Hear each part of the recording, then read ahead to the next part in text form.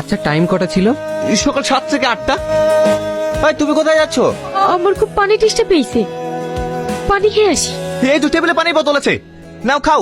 ও পালাচ্ছি। চুম করো পিছন থেকে কিছু বোঝা যাচ্ছে না।